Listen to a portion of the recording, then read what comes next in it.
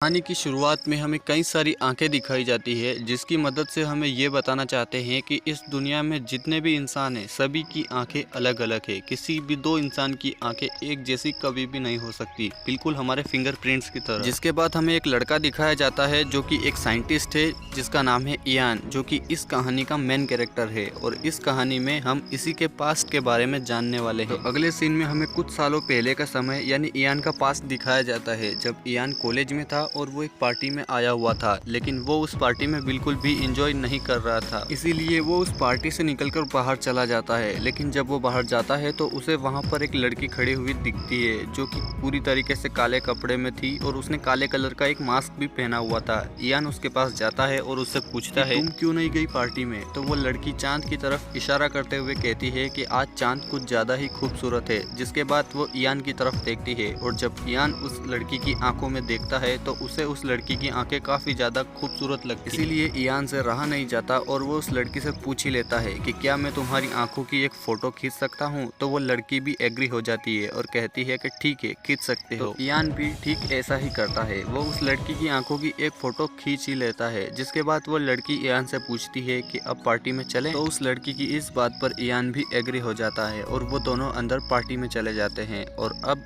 Ian party को enjoy कर रहा था। अगले सीन में हमें इयान उसके दोस्त के साथ एक लैब में काम करता हुआ दिखाया जाता है और तभी वहां पर उसकी फीमेल फ्रेंड भी आ जाती है, जो उसकी कोलीग है, उसके साथ काम करती है और हमेशा की तरह आज भी वो काम करने के लिए आई है। तो इयान उसे अपना एक एक्सपेरिमेंट दिखाता है, जो कि वह जानवरों की आंखों पर कर रहा था। तब ये देखकर इयान की वो फीमेल फ्रेंड उससे काफी ज्यादा इम्प्रेस हो जाती है। अब अगले सीन में हमें इयान उसके घर पर दिखाया जाता है, जो कि उस लड़की की आंखों की फोटो देख रहा था जो उसने पार्टी में खींची थी। और उस फोटो को देखते देखते ही इयान सो जाता है। अगली सुबह इयान एक बस में चढ़कर कहीं जा रहा होता है, लेकिन उसे कोई काम आ जाने के कारण वो जब रास्ते में बस से उतरता है तो तभी उसे एक सामने बिलबोर्ड दिखाई देता है, जिस पर उसी लड़की की आंखें बनी हुई थी जो उसे पार्टी में मिली थी। अब इस बिलबोर्ड को देखकर और उस लड़की की याद आने के कारण इयान फौरन से अपने लैब में जाता है और अपने कंप्यूटर में उसके बारे में सर्च करता है। तो उसे पता चलता है कि यह एक मॉडल है जिसका नाम है सोफी, जो काफी खूबसूरत भी है। अब कुछ समय बाद का टाइम दिखाया जाता है जहां पर इयान एक ट्रेन में बैठा हुआ था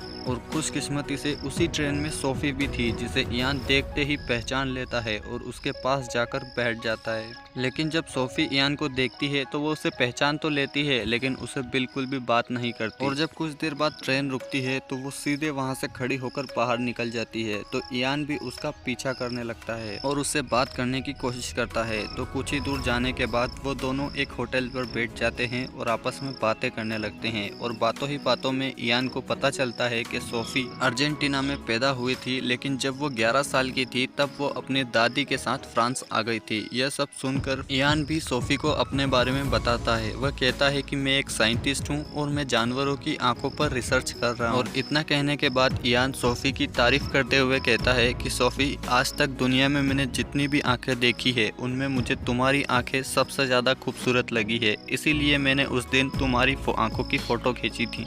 अब उन दोनों की बातों से उन दोनों के बीच में एक कनेक्शन बिल्ड होने लगता है। जिसके बाद सोफी इयान के साथ उसके घर पर आ जाती है और वो दोनों कुछ समय एक साथ गुजारते हैं। अब देखते ही देखते बहुत सारा समय गुजर जाता है, जिसके बाद हमें सोफी और इयान दोनों ही एक जगह पर दिखाए जाते हैं जहाँ पर एक सफेद मोर था। उस सफेद मोर को देखते हुए सोफी कहती है कि इंडियन कल्चर के मुताबिक सफेद मोर को सिंबल ऑफ सोल कहा गया है, यानी कि जहाँ सफेद मोर होता है वहाँ आसपास कई सारी सोल्स होती है।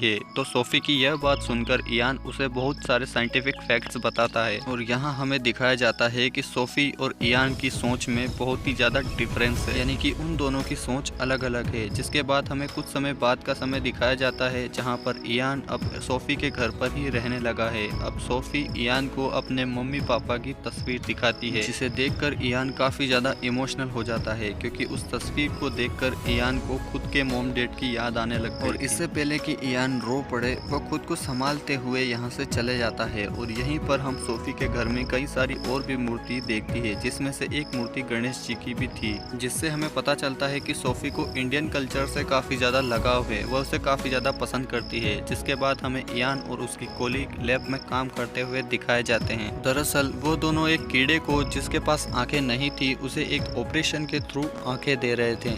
इयान का ऐसा मानना था कि ये जो आंखें हैं ये गॉड का दिया हुआ गिफ्ट नहीं है, ये तो बस एक ऑर्गन ही है। इसके बाद शाम के समय हमें इयान उसके घर पर दिखाया जाता है, जो कि सोफ़ी को प्रपोज करता है अगले दिन शादी करने के लिए। तो सोफ़ी भी एग्री हो जाती है और वो दोनों अगले दिन शादी करने के लिए कोर्ट जाते हैं। लेकिन जब वो लोग वहाँ पर जाते हैं तो उन्हें पता चलता है कि आज उन लोगों की शादी नहीं हो सकती, इसीलिए वो लोग उदास होकर वहाँ से बाहर निकलने लगते हैं। लेकिन तभी इयान के पास उसकी फीमेल फ्रेंड जो उसकी कोलीग है उसका कॉल आता है। वह कहती है कि हमने जो ऑपरेशन किया था वो सक्सेसफुल हो गया है, यानी कि हमने जिस कीड़े को आंखें दी थी वो सही से देख पा रहा है। यह सुनकर इयान काफ़ी ज़्यादा खुश होता है और इस बारे में वह सोफ़ी को भी बताता है और उसे भी अपने साथ लैब में ले आता है, जहाँ पहुंचकर इयान अपनी कोलीग से सोफ़ी को मिलवाता है। जिसके बाद वो लोग मिलकर सोफ़ी को उस कीड़े को दिखाते हैं जिसे वो लोग आंखें दे रहे थे। यह सब देखकर सोफ़ी इयान पर काफ़ी ज़्यादा गुस्सा करती है। वो कहती है कि तुम लोग ये गलत कर रहे हो, क्योंकि ये सब नेचर के खिलाफ है। गॉड ने जिस इंसान को या जिस जानवर को जैसा बना दिया वैसा बना दिया, अगर तुम उसके साथ छेड़छाड़ करोगे तो ये सही नहीं होगा। लेकिन इयान उसकी बात नहीं मानता और कुछ साइंटिफिक फैक्ट्स बताते हुए उसे समझाने लगता है और उन दोनों के बीच में थोड़ी बहुत हाथापाई हो जाती है, जिस वजह से इयान की आंखों में एसिड गिर जाता है, जिस वजह से उसकी आंखें काफ़ी ज़्यादा दर्द होने लगती है। और यह देखकर सोफ़ी काफ़ी ज़्यादा डर जाती है और इयान की फीमेल फ्रेंड को बुलाती है, जो वहाँ पर आती है और इयान की आंखों में दवाई डालती है, जिससे उसकी आंखों का दर्द धीरे धीरे चला जाता है और वह धीरे धीरे ठीक होने लगता है।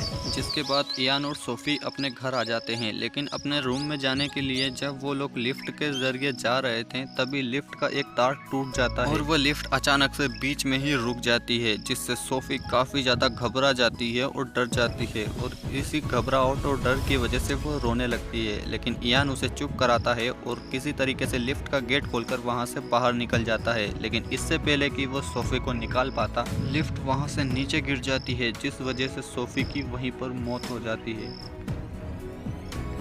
अब सोफ़ी की मौत की वजह से इयान को बहुत ही बड़ा झटका लगता है और वो सदमे में चला जाता है। इसी दौरान उसे याद आता है कि सोफ़ी ने उससे कहा था कि जब मैं मरूं तो मुझे दफनाना नहीं बल्कि मेरी बॉडी को जला देना। तो इयान भी ठीक ऐसा ही करता है, वो सोफ़ी की बॉडी को जलाकर बची हुई राख को चर्च के पीछे दफना देता है। जिसके बाद वो सोफ़ी के चले जाने की वजह से काफ़ी ज़्यादा उदास रहने लगा और वो नशे करने लगा, यानी कि वो एक ड्रग एडिक्ट बन गया था। फिर एक दिन उसके पास उसकी कोलीग की कॉल आती है जो उसे कहती है कि मैं तुम्हारे घर पर आ रही हूँ। और जब वो आती है तो इयान को बताती है कि हमने जिस कीड़े को आंखें दी थी वो अब देख सकता है, यानी कि हमारा एक्सपेरिमेंट सक्सेसफुल रहा। और जब इयान उस कीड़े को देखता है तो उसे सोफ़ी की याद आने लगती है, सोफ़ी की कही कही बातें याद आने लगती है, जिस वजह से वो अपनी कोलीग को गले लगाकर खूब रोता है। जिसके बाद हमें 7 साल बाद का समय दिखाया जाता है, जहाँ इयान कहता है कि मैंने उस कीड़े को आंखें देकर नेचर का रूल बदल दिया। जिसके अगले सीन में हमें इयान और उसकी कोलीग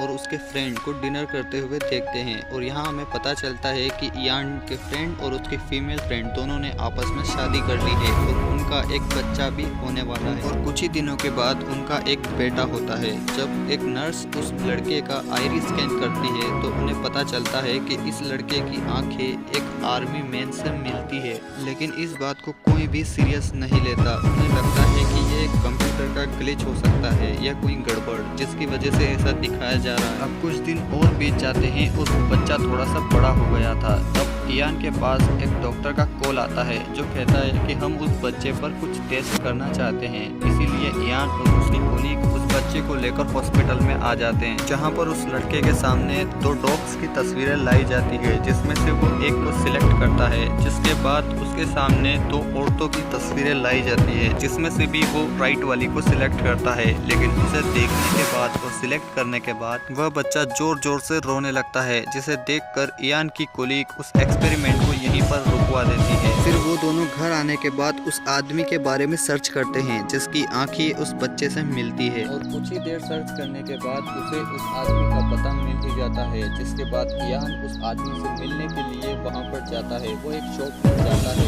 लेकिन वहाँ उसे पता चलता है कि वो जिस आदमी को ढूंढ रहा है वो तो कई सालों पहले मर चुका है। फिर इयान उस शॉप के यहाँ से उस आदमी के घर का पता लेता है और उस तरफ निकल पड़ता है। लेकिन तभी रास्ते में उसे वही कुत्ता मिलता है जिसे उस लड़के ने सिलेक्ट किया था, यानी उस बच्चे ने सिलेक्ट किया था। उसके कुछ ही देर बाद उसे वही औरत भी देखती है, जिसे देखकर वो बच्चा रोने लगता है। और यहाँ हमें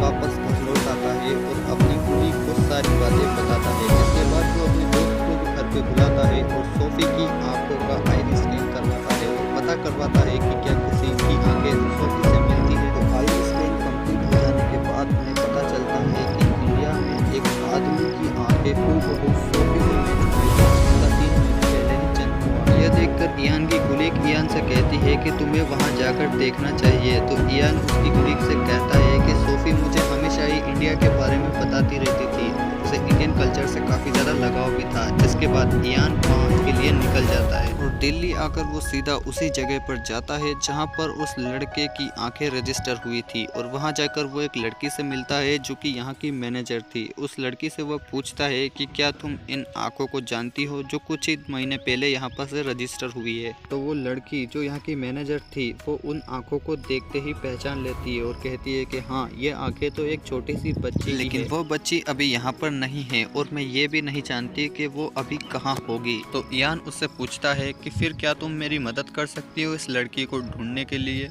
तो वो मैनेजर मान जाती है, वह कहती है कि ठीक है, तुम कल आना। फिर अगले दिन वो मैनेजर इयान को लेकर एक जगह पर जाती है और वहाँ पर लोगों से उस बच्ची के बारे में पूछताछ करने लगती है और वहाँ पर उन लोगों को पता चलता है कि उस लड़की के मॉम डैड की डेथ हो गई है। अब वो लड़की कहाँ पर है ये किसी को भी नहीं पता। तब इयान को एक आइडिया आता है और वो उस लड़की की आंखों की तस्वीर एक बिल बोर्ड पर लगवा देता है। जिसके बाद अगले सीन में हमें वो मैनेजर और इयान एक साथ बैठे हुए दिखाए जाते हैं, जहाँ पर वो मैनेजर इयान से कुछ सवाल पूछती है, क्या तुम रिलीजियस हो और क्या तुम गॉड में और गॉड के रिलेटेड चीजों में विश्वास करते हो। तो इयान उसे कहता है कि मैं एक साइंटिस्ट हूँ और मैं सिर्फ साइंटिफिक फैक्ट्स में ही यकीन करता हूँ और मैं बाकी चीज़ों पर यकीन नहीं करता। जिसके अगले दिन हमें इयान को उसी बिल बोर्ड के पास बैठा हुआ दिखाया जाता है, लेकिन तभी उसकी नज़र एक लड़की पर पड़ती है जो कि उस बिल बोर्ड को काफ़ी गौर से देख रही थी। जब इयान उसके पास जाता है और उसकी आंखों में देखता है तो वो उसे फट से पहचान लेता है कि ये बच्ची कोई और नहीं है बल्कि वही है जिसे वो इतने समय से ढूंढ रहा है। अब इयान उस बच्ची से कुछ बातें करता है और उसे अपने साथ ले जाता है। उसे अपने साथ लाने के बाद वो उस लड़की की आंखों को चेक करता है, जिसके बाद उसके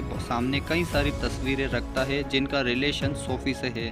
तो वो बच्ची सारे सवालों का सही सही जवाब देती है, मतलब कि वो सारी तस्वीरों को सही सही चूज करती है। जिसके बाद उसे 3 लड़कियों की तस्वीरें दिखाई जाती है जिसमें से एक सोफी थी। तो वो लड़की सोफी को ही चूज करती है, जिससे ये कंफर्म होता है कि जो इस बच्चे का पिछला रूप था वो सोफी का ही था। लेकिन इतना सब हो जाने के बाद भी इयान को इन सब बातों पर बिल्कुल भी यकीन नहीं आता और वो दोनों वहां से नीचे जाने लगते हैं। लेकिन जब वो लोग लिफ्ट के पास पहुंचते हैं तो लिफ्ट को देखकर वो बच्ची बहुत ही जोरों से रोने लगती है। तभी इयान को याद आता है कि सोफी अपने पिछले जन्म में लिफ्ट की वजह से ही मरी थी, तो हो सकता है कि उसका लिफ्ट के प्रति वो डर इस जन्म में भी उसके साथ है, इसीलिए ये बच्ची लिफ्ट को देखकर इतना ज्यादा डर रही है। ये सब सोचकर इयान उस बच्ची को लिफ्ट से नहीं ले जाता है, उसे चुप कराता है, उसे शांत कराता है और उसे उठाकर सीढ़ियों से ले जाता है। इतना सब हो जाने के बाद अब कहीं ना कहीं इयान को भी इन सब बातों पर यकीन होने लग गया है। उसे भी पता चल गया है कि इंसानों की या जानवरों की जो आंखें होती है असल में वो आंखें नहीं बल्कि उनकी आत्माएं होती हैं, यानी सोल होती हैं। और इसी के साथ ये मूवी यहीं पर एंड हो जाती है।